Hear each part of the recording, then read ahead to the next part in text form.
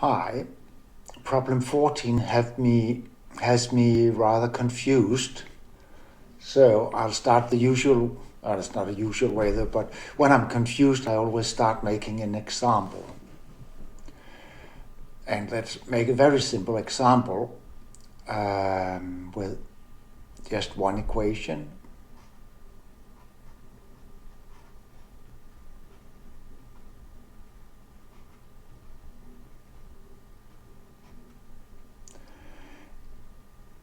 And then RV is Q. So K is Q. The rational numbers extended by x point y modulus the ideal generated by F, principal ideal. And of course this is, you know that it can be written as Q of y plus x times Q of y, or decomposed. Now, then we have a point. There we choose square root 3.1. And then L.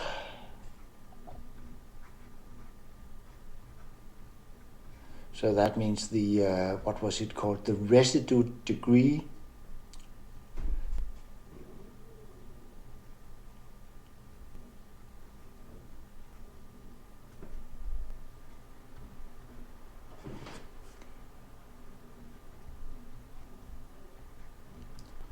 Equals 2.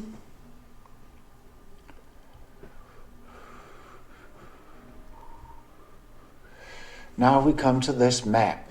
So we take, I think it's just one coordinate,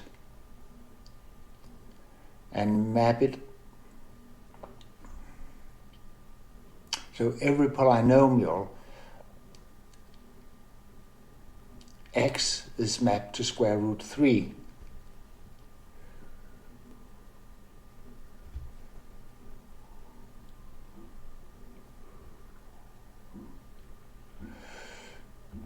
So if we have a polynomial, then it's mapped to square root 3.y.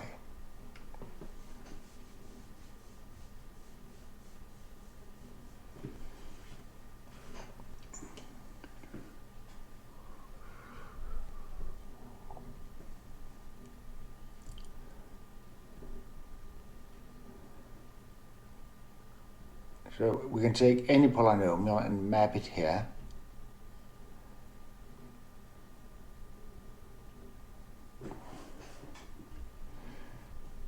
But then we must define it as a function on, what was that called, the coordinate ring.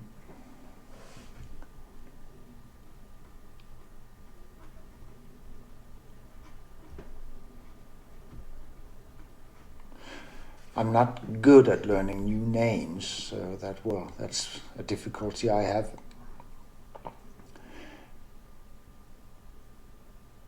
And what does that mean? That means that if we have any polynomial, like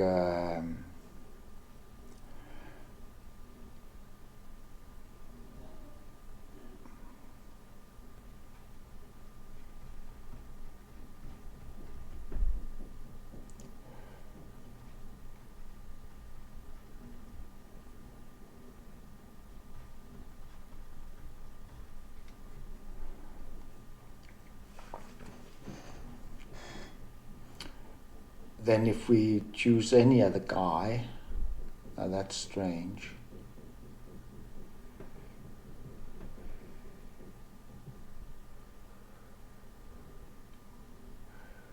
This doesn't make sense at all. So I believe that the map should be applied to all of the coordinates at once.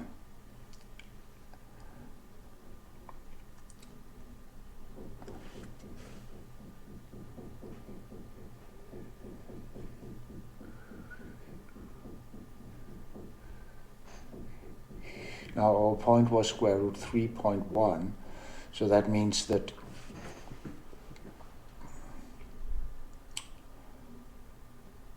this should be unity,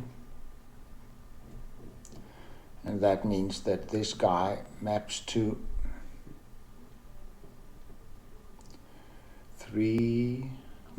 1 plus square root 3 times 2.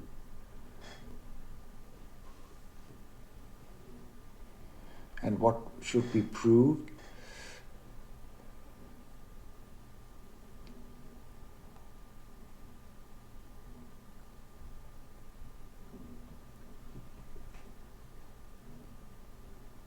It's maximal ideal. All we have to do is that it is well defined on R and V. Then, because it's linear functional, it's not linear. Now what? Oh yeah, that's. Now what do we have to prove here? I'll look at that in a while. I'm still confused over all those new concepts.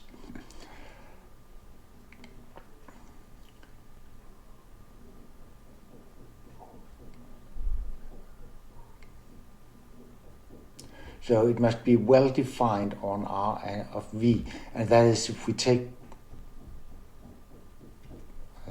just so you can't see me, there we go. If we take two different polynomials, P1 and P2, so that they lie in this ideal, then when we apply the coordinates,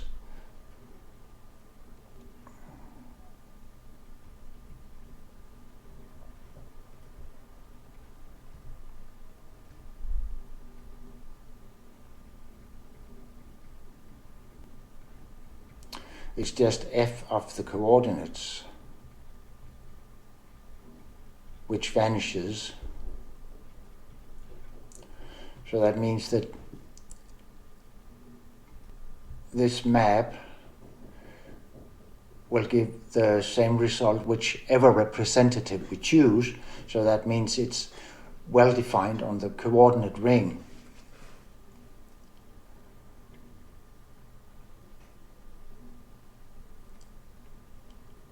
And then its kernel, that's where it gives naught.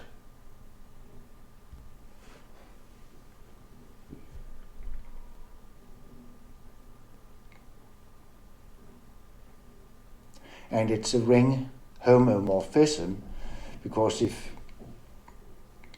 we multiply 2, then, so it's a ring homomorphism. Therefore, the kernel must be a maximal ideal in that was called the coordinate ring.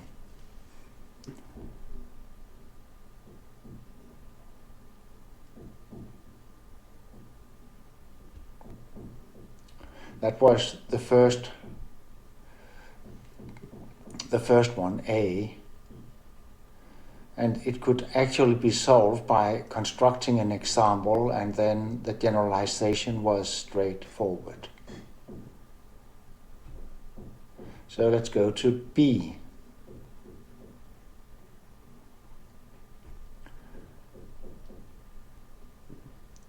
Show that the two, now that was the maximal ideal of the what do they call this map? They don't give it a name. Of the evaluation at P. So if we evaluate at two different points, both on the variety, of course, on the variety defined by the ideal, then they are equal if and only if there is an isomorphism between the residue fields.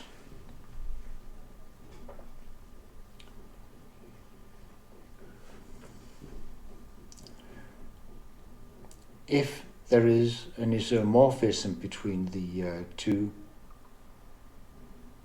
fields, that's of course where we start.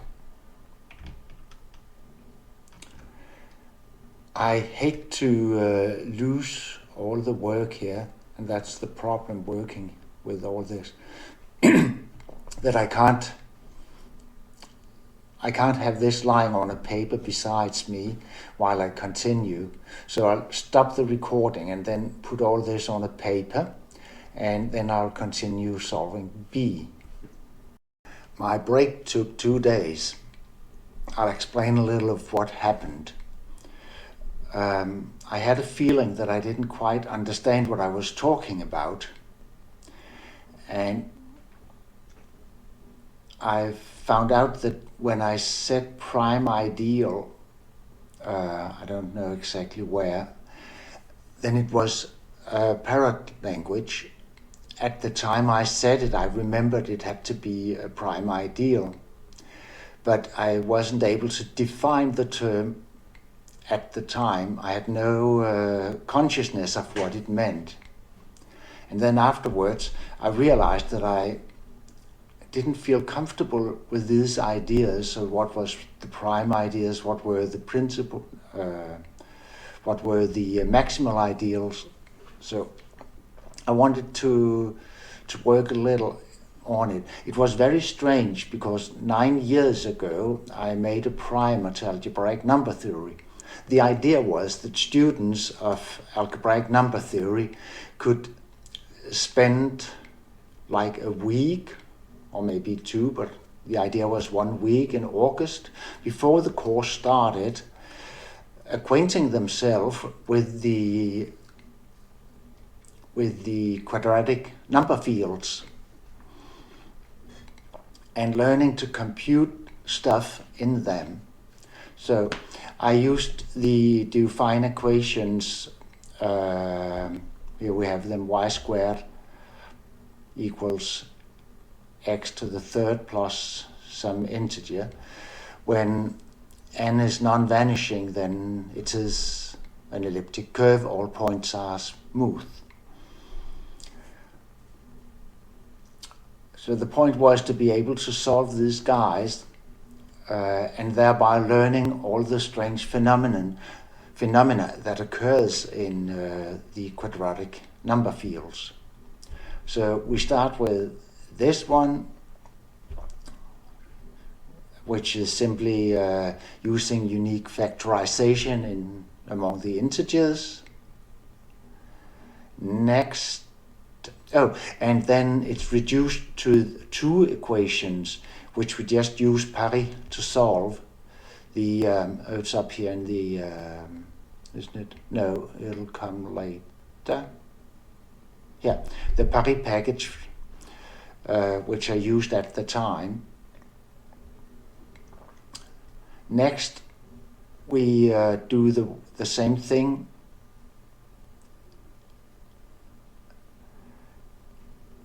Oopsie, in the, there should be a section somewhere. Yes, here. We do the same thing in the ring of Gaussian integers. And there's not much coming up here except the units, of course.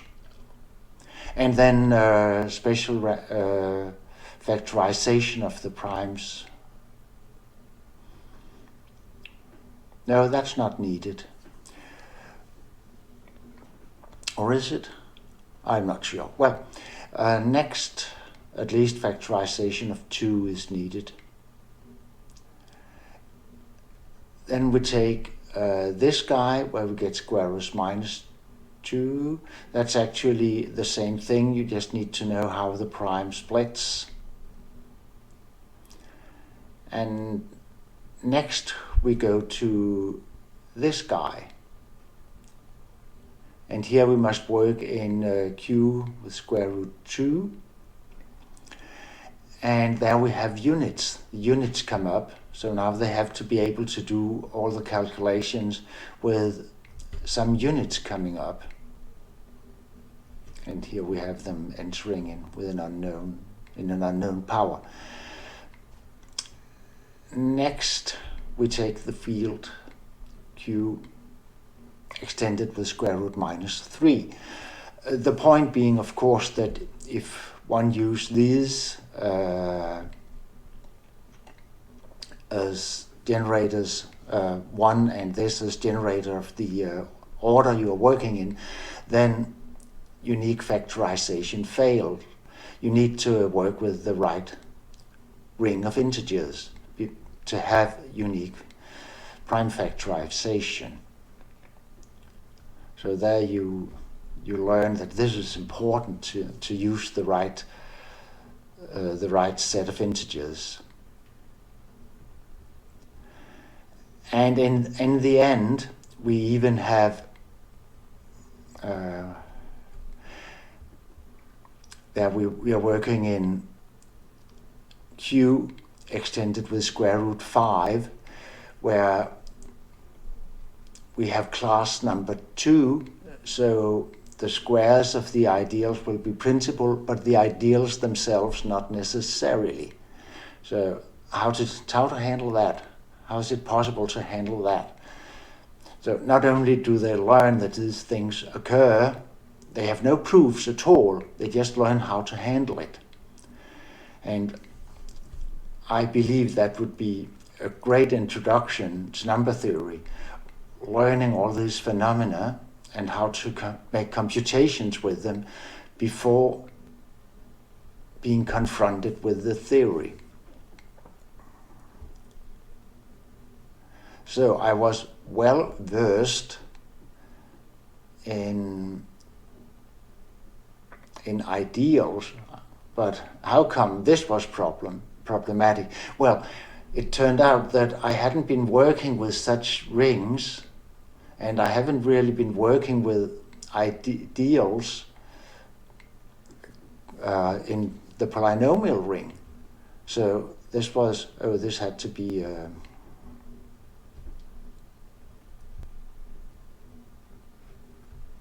the polynomial ring, of course, isn't it? Now, so I started. So there is a prime ideal,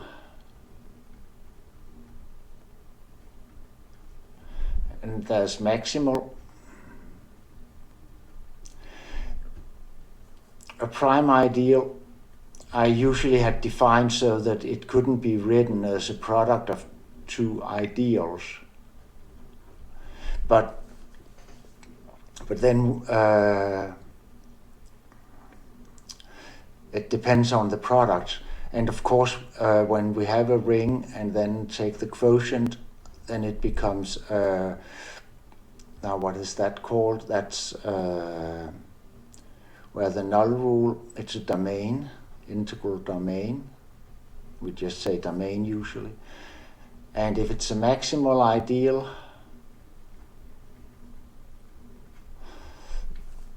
that's self-explaining, and then the quotient is a field. This is well known. I would like to be able to prove it. Then I saw a very nice characterization of prime ideals.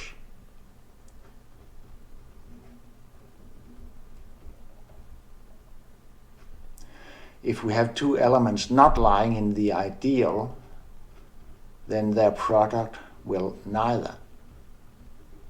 That is nice, because we don't have to work with ideals in the ring. We can check it based on how the ideal is defined. So that was very lovely. I had the idea we would be needing something about ideals in the quotient ring. So this is the projection to the quotient ring. That's minuscule p. And if we have some ideals,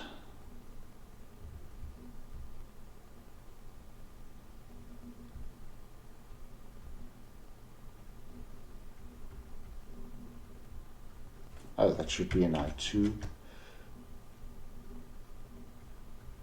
larger than I itself, how do they project?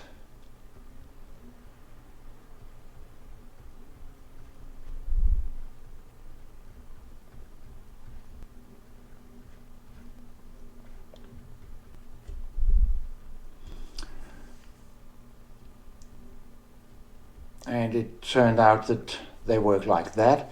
And if the two are distinct, then these are as well.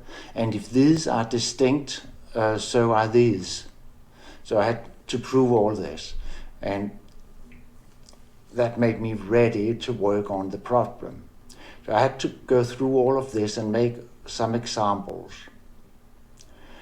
The last thing was the maximal ideals, an example.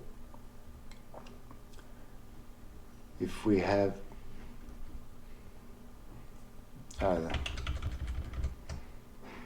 some field and then the polynomial ring with 2,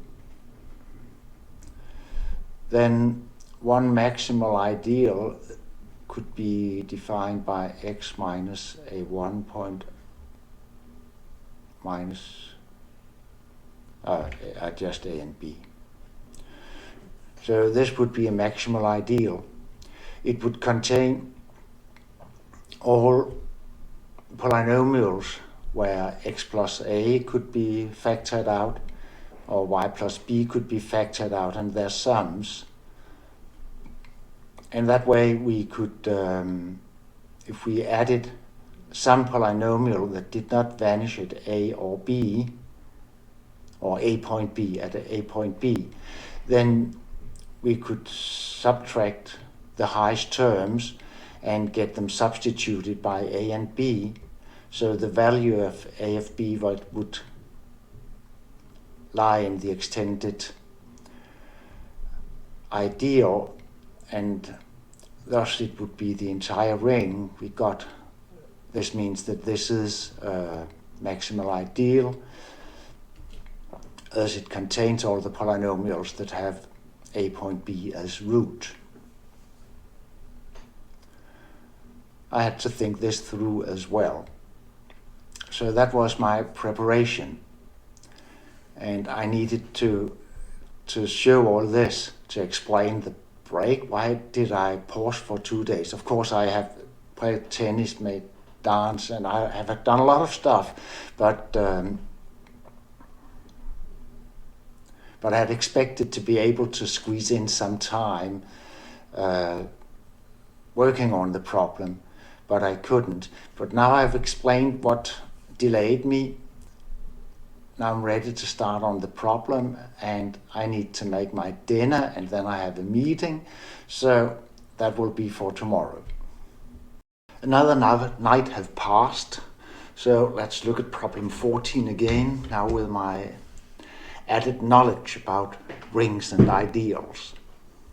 So we go back to my example, which I've rewritten here. We look at a circle over the rationals, and in the algebraic closure of K, we take a point square root 3.1, and then we have the map of the, now what was that called? The residue ring. And this is computed in L, the extension. I haven't written that. So we choose the point square root 3.1. So L is Q extended with square root 3.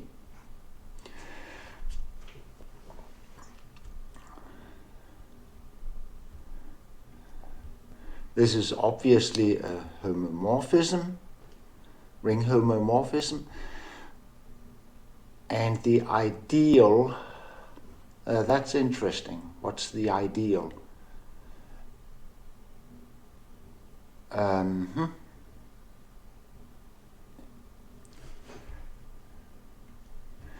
If we go to L, extended, or the polynomial ring over L with the same map. We can extend phi.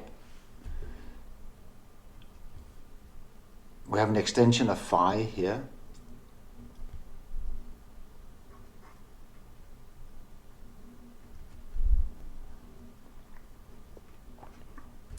By the same formula. And then the ideal, that's exactly what I took here as the maximal ideals.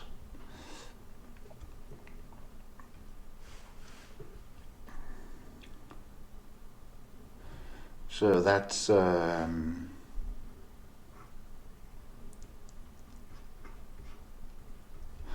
the ideal generated by x minus square root 3, y minus 1. And that is an ideal in the polynomial ring over L.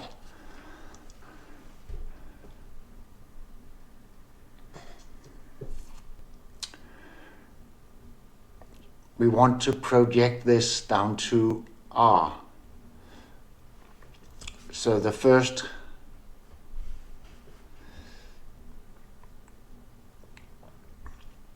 thing is to put it into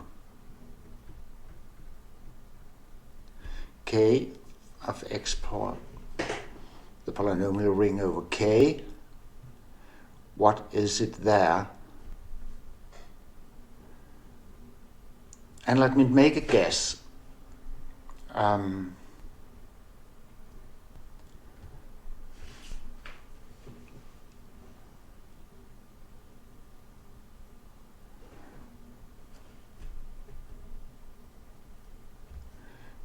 Could it be x squared minus 3 point y minus 1?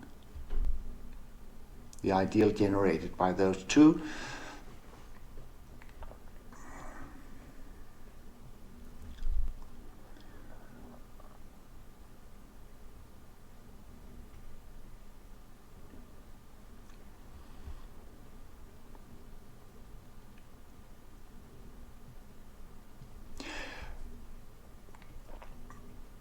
This is a maximal ideal, and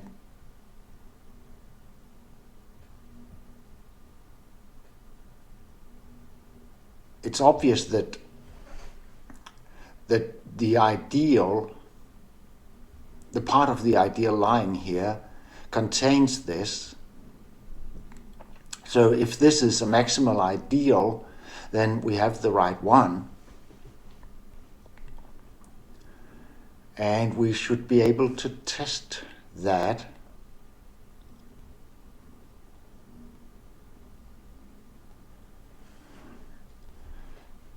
Setting y equal to unity means it just vanishes. And then x squared minus 3. Then we are... So if this is the ideal...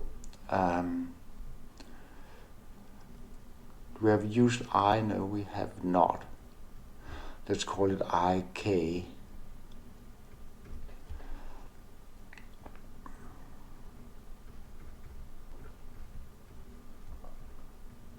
This should be isomorphic with Q modulo... what am I doing? Qx, the polynomial ring Q over x squared minus 3, which is a number field, and it's a field. It's equal to Q extended with square root 3. And that means that Ix is a maximal ideal.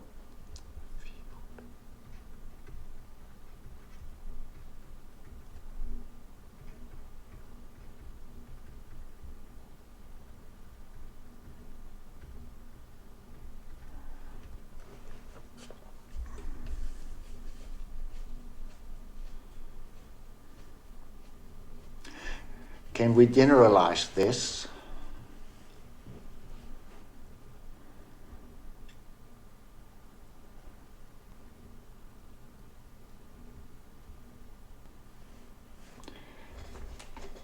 They don't say that the ideal generated by the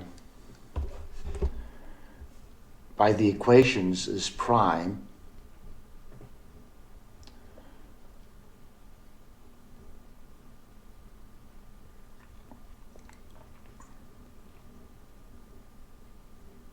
I think we need that to generalize it, because then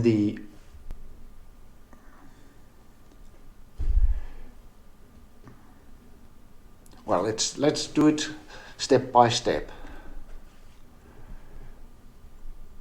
In general, we have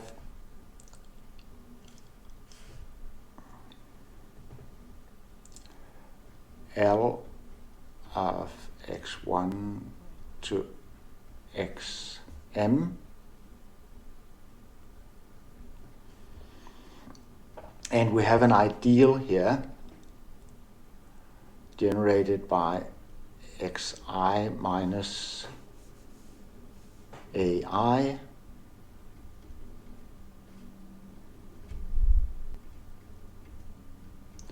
and it's obviously maximal. Not obviously, but by the argument I made yesterday.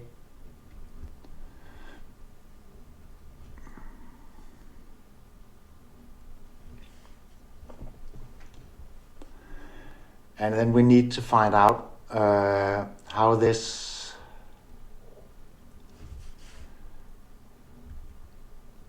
what this becomes down in K.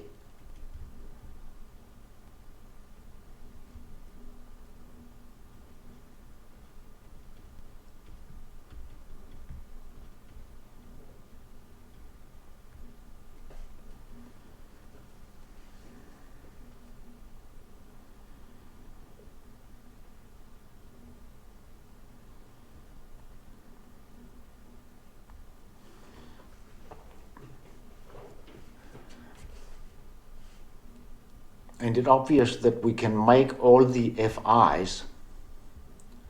So the ideal down here, IL, IK,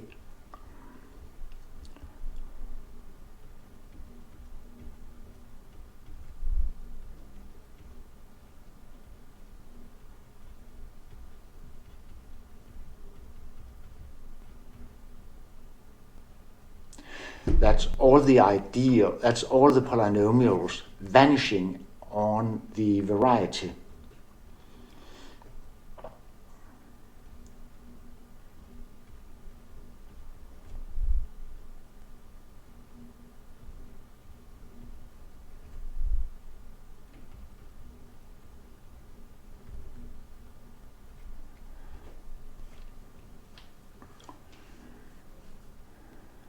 And to say that is that really the same as the F's? I think that was a difficult problem in algebraic geometry. And I believe it has to be a prime ideal for it to be the same. Say if you have an ideal given by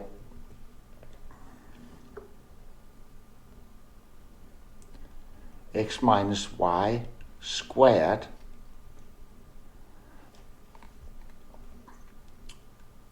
of course that's the line y equals x, but then when you go up and take a point here and go down back, then you'll just get x minus y down here. So I think that we need to put in a prerequisite.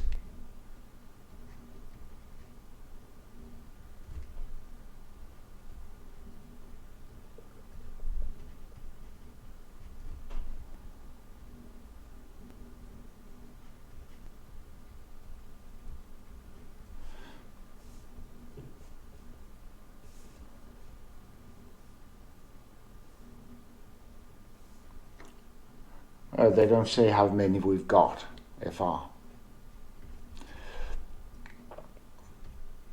Is a prime ideal.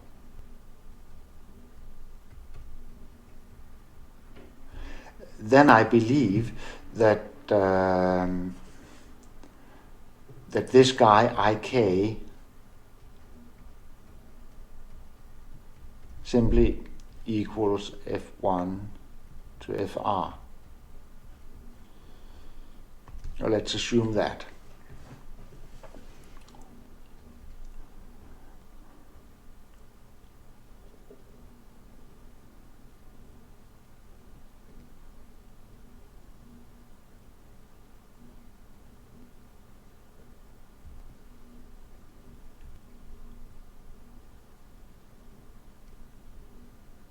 Now that's weird. This is a particular point, and we should only have the points. Which points do we have? I'm not thinking clearly here, obviously. Now, back to the example.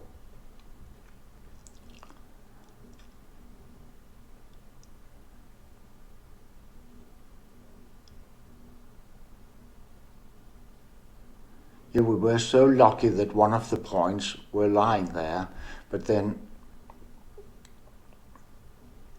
we didn't get back to this.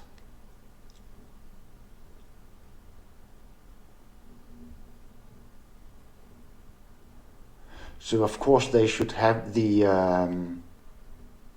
it's not the f's we get, it's actually the polynomials of the AIs. So these points, we get the polynomials of these points. So all of this is just wrong. I'll delete it.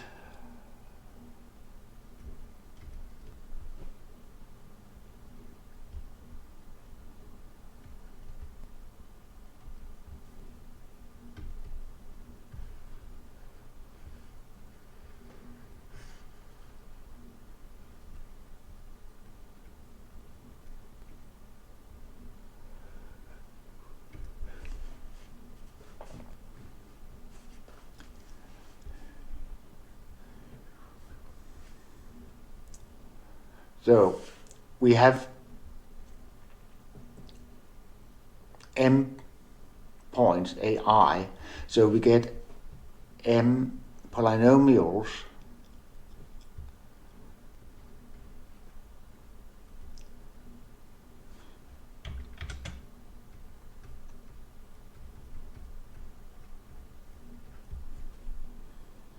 this should be over here.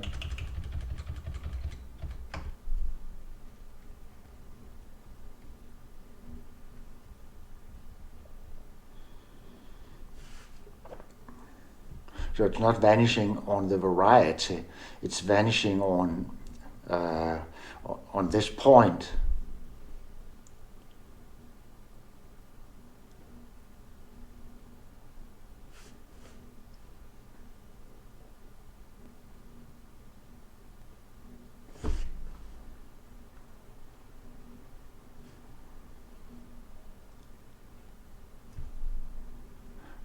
Have we called that anything? I would just write P from the exercise, from the problem.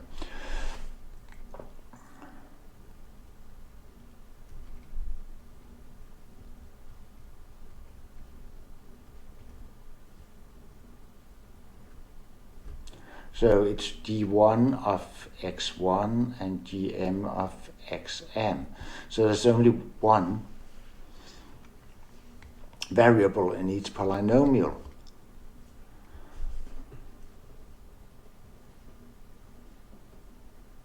And that's obviously a maximal ideal if this polynomial is irreducible.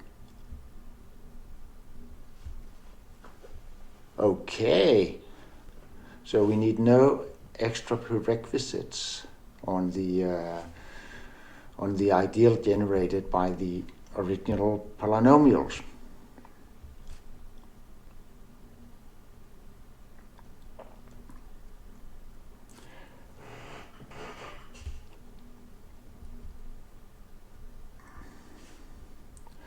show that a kernel is a maximal ideal, and I'll describe the ideal.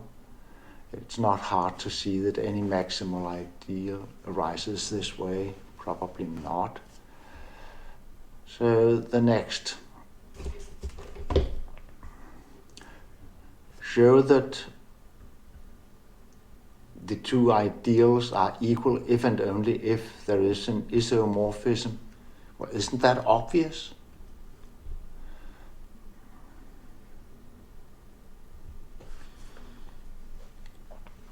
If the ideals are the same, then we have an isomorphism between the solutions, and one with the